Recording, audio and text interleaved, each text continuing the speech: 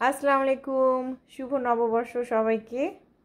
নববর্ষ শুরুতেই এক ভাবির কাছ থেকে পেলাম অফুরন্ত ভালোবাসা। এই যে দেখাই যাচ্ছে ইলিশ মাছ ভাজি, এটা হচ্ছে ধনিয়ার পাতা ভর্তা, সিম ভর্তা, আলু ভর্তা উনি বানিয়েছেন। এটা হচ্ছে শুটকি ভর্তা, এটা হচ্ছে টমেটোর টক, এটা হচ্ছে সালাদ, ভাত, হাঁসের মাংস যেটা নাকি সে আগে রান্না করেছিল, এটা কোরাল মাছ সে বানিয়েছে, এটা বানিয়েছে হচ্ছে এভাবে। এটা কি ভর্তা বানিয়েছেন আপনি বললেন?